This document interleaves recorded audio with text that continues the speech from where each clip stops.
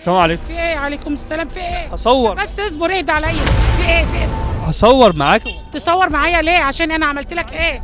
خبط كده. طيب انت عايز ايه؟ هصور معاك. تصور معايا ليه؟ هصور معاك عادي. انا عملت ايه؟ بس قول لي.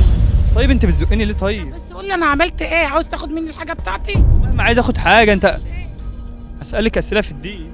انا والله. اسالني انت زي بتوع التيك توك اللي بيجوا على التلفزيون وعلى الشاشات، تيك توك ايه بس؟ طيب بتوع الاغاني والرقص والحاجات دي. لا والله لا، اسمعي بس. طب هقول لك. طب اسمعيني. يا بقول يا حبيبي. انا والله بقرا قران وبسال اسئله دينيه وحاجات من دي والله. تعرف تقرا قران؟ والله بعرف اقرا قران. ما بتعرفش تقرا قران يا ابني؟ انت بتوع التيك توك والمهرجانات والرقص والاغاني. مهرجانات ايه؟ والله مفيش والله. طب اثبت لي ان انت بتعرف تقرا قران. انت بتشككي ان انا بضحك عليكي ومش بعرف اقرا. اصل انت مش شكلك بتعرف تقرا قران، وشكلك صوتك مش حلو. سمعني صوتك. انا هسمعك بس لو طلع صوته حلو. هعتذر لك واقول لك قدام الناس كلها حقك على راسي. قلت لي كمان، انت قلت لي انت داخل تاخد الحاجه مني وخفتي. اه وبتقولي كمان ان انا بسمع بتوع اغاني وبترقص. ايوه، بتوع المهرجانات والرقص والاغاني. ما انت شكلك شبههم كده. طيب اسمعي بقى. أعوذ بالله من الشيطان الرجيم. بسم الله الرحمن الرحيم. ويوم تشقق السماء بالغمام ونزل الملائكة تنزيلا.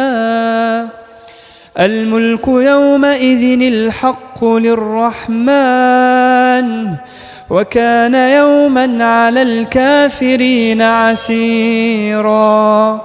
ويوم يعض الظالم على يديه يقول يا ليتني اتخذت مع الرسول سبيلا. يا ويلتى ليتني لم أتخذ فلانا خليلا. لقد أضلني عن الذكر بعد إذ جاءني وكان الشيطان للإنسان خذولا. صدق الله العظيم. الله العظيم يا ابني. أنا مسامحك. صوتك جميل. مسامحك والله. صوتك جميل. حدانا في البلد هيحبوا صوتك خالص. ربنا يخليك. أنت مش شرقية؟ مش شرقية. كفر صاجر. صح. طيب بما ان انت يعني انا مسامحك والله، فانا هسألك سؤال واحد تجاوب عليه تكسبي معايا. السؤال بيقول ايه بقى؟ يعني جاهزة؟ جاهزة يا نور عين. السؤال بيقول: من هو آخر الأنبياء والمرسلين؟ سيدنا محمد صلى الله عليه وسلم. صلى على النبي. عليه أفضل الصلاة والسلام. كل الناس تصلى على النبي. عليه أفضل الصلاة والسلام. صلى على النبي. أنا هديك حاجة بسيطة.